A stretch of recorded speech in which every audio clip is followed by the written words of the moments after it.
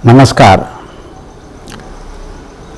अमावस्या को अन्य सभी दिनों की अपेक्षा अधिक अशुभ माना जाता है।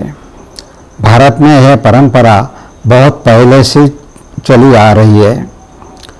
आधुनिक विज्ञान की दृष्टि से इसका महत्व नहीं है। यह एक ऐसा दृष्टिकोण है जिसका कोई अर्थ नहीं निकलता। फिर इतने वर्षों से इसे ऐसा क्यों कहा जाता है, इसका पता लगाना और इसका कारण जानना महत्वपूर्ण है। हमारे लिए वर्ष के सभी दिन एक समान होते हैं। इसी दृष्टि से हम अपने लगभग सभी लेन देन करते हैं और हम ये निष्कर्ष निकालते हैं कि किसी को कोई हानि नहीं होती। लेकिन हम यह अवश्य स्वीकार करते हैं कि ऋतुओं का प्रभाव संपूर्ण सृष्टि और मनुष्य पर पड़ता है। अर्थात यह स्वीकार किया जाता है कि इस सृष्टि में होने वाले परिवर्तन मनुष्य का जीवन यात्रा को अलग अलग प्रकार से प्रभावित करते हैं। यदि यह स्वीकार किया जाता है तो फिर यह बात मन में क्यों नहीं आती कि सृष्टि में प्रत्येक दिन का एक अलग अर्थ है। अतः मनुष्य के जीवन पर इसका प्रभाव अविभाज्य है। यह एक प्रश्न है। इस अमावस्या के अशुभ होने के कई कारण हो सकते हैं।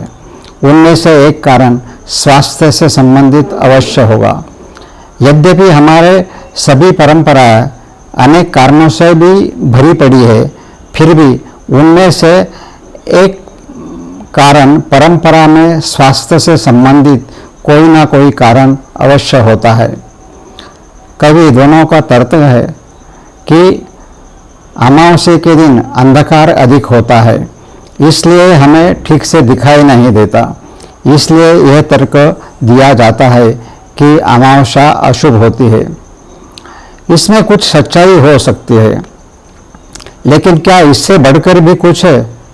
यह निश्चित है कि हमें इसका पता लगाने का प्रयास करना चाहिए। इसके कारण की खोज करते समय हमें पहले कुछ बातों पर विचार करना होगा। इसलिए अमावस्या बहुत अशुभ होती है। इसके कारण सभी प्रकार के बुरे कर्म होने वाले हैं।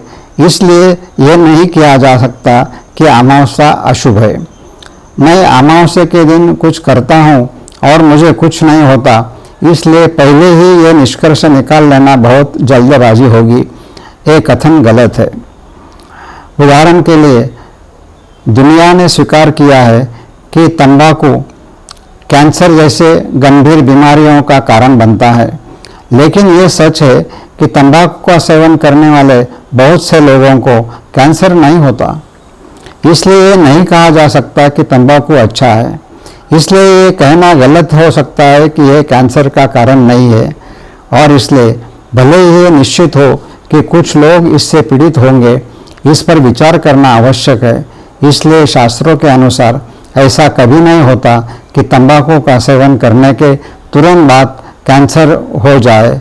इसी तरह भले ही अमावस्या को अशुभ कहा जाता है, इसका मतलब यह नहीं है कि 100% लोगों के लिए अशुभ है। लेकिन कुछ लोगों को इसके बारे में चिंता करने या उस तरह से सोचने की ज़रूरत है। हमें पहले यह समझना होगा। यह बड़ी मात्रा में कहा जाता है कि किसी को अमावस्या पर यात्रा नहीं करना चाहिए, और कई लोग इस तरह से इसका पालन करते हैं। इसका मतलब ये नहीं है कि केवल अमावस्या पर यात्रा करने वाले समूह उसकी असुविधा का अनुभव करते हैं। लेकिन अगर कुछ लोग करते हैं तो इसका मतलब है कि सभी को सावधान रहने की ज़रूरत है। जैसा कि ऊपर कहा गया है, अगर हम कहते हैं कि सभी को तंबाकू का सेवन नहीं करना चाहिए तो इसमें कोई मतलब नहीं है। इसलिए ये व्यक्तिगत हित का सवाल नहीं है, बल्कि सभी के हित का सवाल है। इसे समझते हुए मैं एक बात हमारे सामने रखना चाहूँगा। हम सभी जानते हैं कि अमावस्या और पूर्णिमा को समुद्र में ज्वार या भाटा आता है और इसका जोरदार एहसास होता है। यह बात सभी जानते हैं। और फिर इसका कारण क्या है? अगर यह इन 2 दिनों में आता है तो इसके प्रभाव के लिए वे दिन जरूरी है और ये निश्चित है कि ग्रहों की स्थिति इसके लिए जिम्मेदार है। इसलिए अगर अमावस्या और पूर्णिमा का इतने विशाल समुद्र पर प्रभाव पड़ता है तो मनुष्य उसकी तुलना में एक कण भी नहीं है, खासकर अगर वह प्रभावित न हो। पृथ्वी का अपना गुरुत्वाकर्षण है। यह गुरुत्वाकर्षण आकाश में सभी ग्रहों के लिए अलग अलग होता है। अब यह देखना जरूरी है कि अमावस्या और पूर्णिमा को वास्तव में क्या होता है। अमावस्या के दौरान सूर्य और चंद्रमा एक दूसरे के करीब होते हैं, इसलिए सूर्य के गुरुत्वाकर्षण और चंद्रमा के गुरुत्वाकर्षण का एक साथ आना और पृथ्वी को प्रभावित करना आसानी से संभव है। हम इस पर ध्यान देंगे। इसका प्रभाव समुद्र पर संभव है, जहाँ अशांति या अस्थिरता हो, और कम वजन वाले किसी भी वस्तु पर।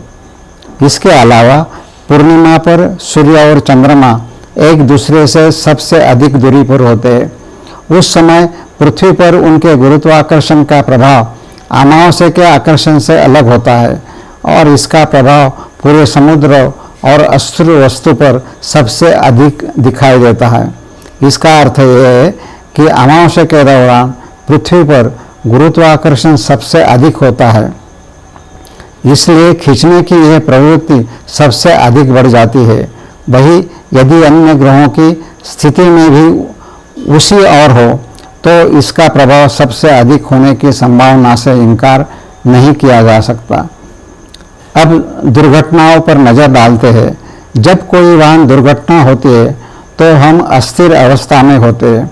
यदि इस अस्थिर अवस्था में कोई दुर्घटना होती है तो चूंकि अमावस्या के दौरान गुरुत्वाकर्षण अधिक होता है, इसलिए दुर्घटना की गंभीरता बढ़ सकती है और यदि ऐसा किसी के साथ होता है तो दुर्घटना अधिक गंभीर, भयावह या अधिक नुकसानदायक हो सकती है।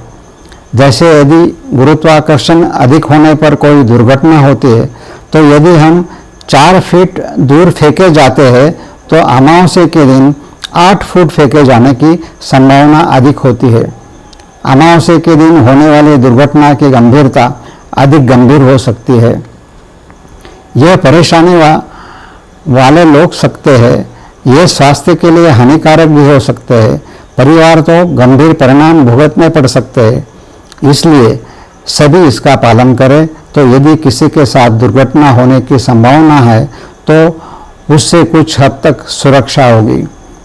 इस कथन का अर्थ यह नहीं है कि हर किसी के साथ दुर्घटना होगी। जिनके साथ दुर्घटना होने की संभावना है उन्हें अधिक गंभीर चोटें लगने की संभावना है। इसलिए यह कहना गलत नहीं कहा जा सकता कि अमावस्या पर यात्रा नहीं करनी चाहिए। इसलिए ये सोचने का समय है कि ऐसी स्थिति में अमावस्या के दौरान क्या सावधानियां बरती जा सकती है। यदि संभव हो तो यदि कोई बहुत महत्वपूर्ण काम न हो तो यात्रा न करना ही बेहतर है। लेकिन अगर आपको यात्रा करनी है तो आजकल बहुत सारे वाहन हैं और सभी की ऐसी यात्रा करनी पड़ती है। और फिर ऐसा करते समय ताकि दुर्घटना की गंभीरता को कम किया जा सके, उस यात्रा की हमारी गति नियंत्रण में होनी चाहिए या कम से कम हमें इसका ध्यान रखना चाहिए। यातायात नियमों का पालन करना भी उतना ही महत्वपूर्ण है ताकि दुर्घटना न हो। इसके लिए दुर्घटनाओं को रोकने के लिए प्रकाश व्यवस्था की यथासंभव अच्छा बनाना भी महत्वपूर्ण है। और फिर अगर कोई दुर्घटना होने वाली है तो गति, प्रकाश व्यवस्था और यातायात नियमों का पालन न करने से उसकी गंभीरता को निश्चित रूप से कम किया जा सकता है। यदि हम यात्रा करते समय इन बातों का पालन करें और यदि हम इस कथन के स्वीकार करें कि हम अमावस्या के दौरान यथासंभव यात्रा नहीं करनी चाहिए और इससे स्वयं को सुरक्षित रखें, तो मुझे लगता है कि हम इससे उत्पन्न होने वाले खतरों से, जो कि गंभीर चोटों से, स्वयं को निश्चित रूप से बचा सकते हैं। सब्सक्राइब कीजिए, शेयर कीजिए। धन्यवाद।